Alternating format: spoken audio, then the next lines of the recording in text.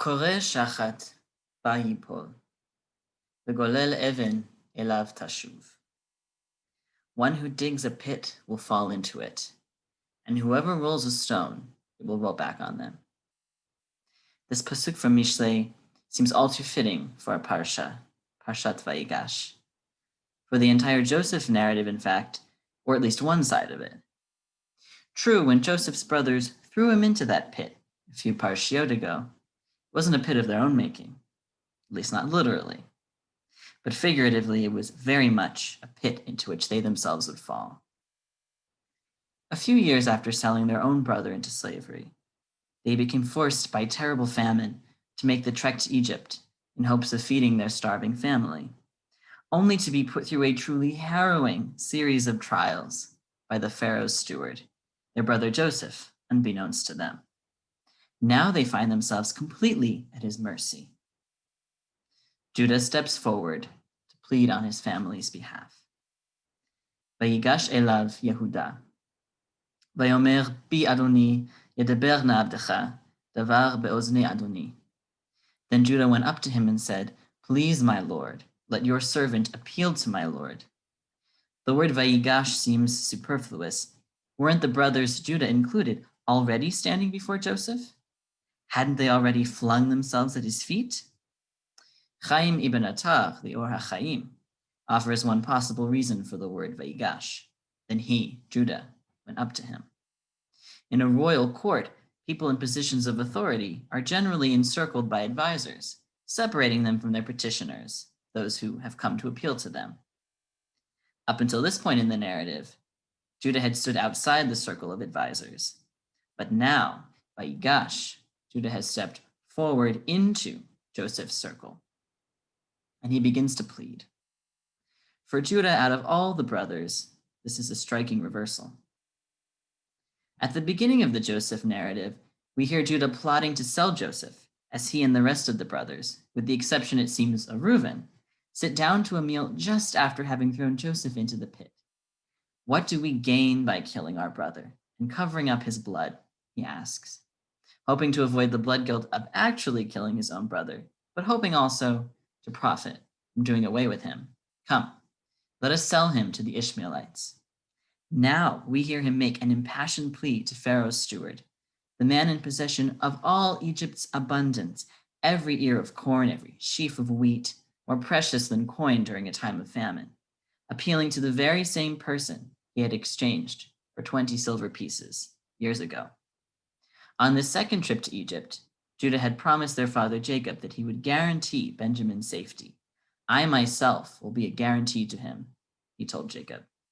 However, Joseph has falsely accused Benjamin of theft after slipping his silver divining cup into Benjamin's bag. Yet another test.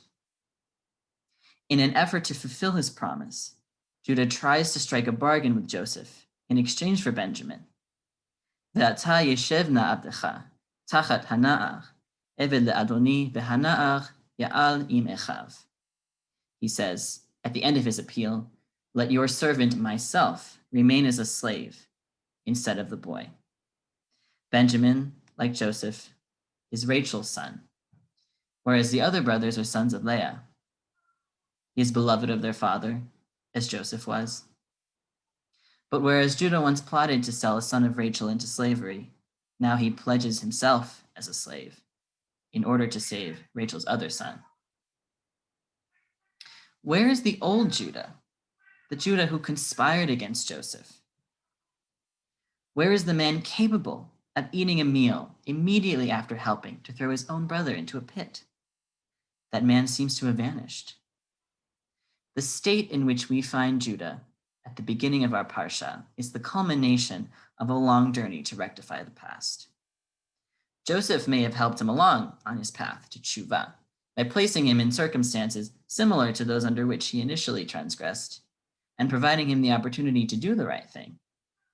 But Judah seems to have begun the process a long time before the trials Joseph set for his brothers. After playing his part in the sale of Joseph, Judah distanced himself from the family. He camped near an Adulamite by the name of Hira, and there he married an unnamed Canaanite woman and had 3 sons. 2 of his sons met tragic ends, leaving him with a widowed daughter-in-law, Tamar.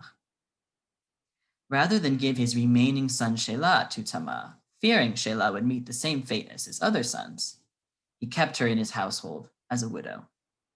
Sometime later, Tamar took matters into her own hands. Posing as a prostitute, she stationed herself by the side of a road Judah was bound to cross and covered her face with a veil. When he arrived, he didn't recognize her, and he drew near. They struck a deal. In exchange for her services, he would send her a goat from his flock. She replied, "You must leave a pledge until you have sent it." She asked for his seal, cord, and staff, which he handed over. Sometime later, he tried to fulfill his end of the deal, sent messenger after her, along with the promised goat, but she was nowhere to be found. "Let her keep them," he said, in the end, "lest we become a laughingstock." About 3 months later, it came to light that Tamar was pregnant out of wedlock. Judah declared she be burned for this. In response, Tamar sent him a message. "Lemi hachotemet v'haptilim v'hamateh ha'eleh." Whose seal and cord and staff are these? In recognizing his own seal, cord, and staff, Judah finally recognized Tamar as the same woman he had met by the side of the road, and as to her true intentions. "Tzedakah mimeni," he said. "She is more in the right than I." Even though Tamar had acted deceitfully, her goal was a noble one, whereas Judah, in fulfilling his end of the bargain, had acted only to preserve his good image in the eyes of the community. With those 2 words, "Tzedakah mimeni," she is more in the right than I, Judah has undergone a sea change. Not only has he admitted he was in the wrong, but that he acted purely out of self-interest. That was years ago. Now, Judah finds himself in a parallel situation, just as he didn't recognize Tamar, who had veiled herself. Here, too, he doesn't recognize Joseph, who may have done nothing to disguise his appearance, but acted like a stranger, spoke harshly with him. But, whereas Judah struck a bargain with Tamar purely for his own sake, handing over as a pledge his cord, seal, and staff, the emblems of his status within the community, here he attempts to strike a bargain with Joseph for the sake of another, his younger brother Benjamin, by handing himself over instead. Vayigash elav Yehuda, vayomer bi Adoni. Then Judah went up to him, Joseph, and said, "Please, my lord."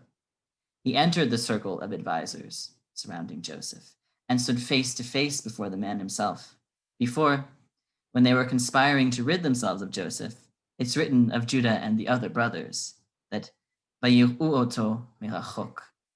They saw him from afar. "Hine ba'al hachalomot," they said. "Here comes the dreamer." Now, as Judah pleads with Joseph, he may still not yet recognize his brother, may still not know his true identity, but he has drawn near. And Joseph reveals himself. "Vayomer Yosef elechav, ani Yosef." "Kore shachat, vayipol, v'golel even elav tashuv." One who digs a pit will fall into it, and whoever rolls a stone, it will roll back on them. So true. And yet, we aren't condemned to remain in the pit into which we've fallen. The very pit we may have dug for another, we can leave. Most often, it isn't without help. Judah has his Rabbah, Tamar, whose influence I don't think can be stressed enough, and Joseph with his numerous trials. Many of us have been lucky enough to receive a leg up out of a pit of our own making. I know I have. But while he had help, Judah nevertheless proves that the cycle can be broken. Thank you.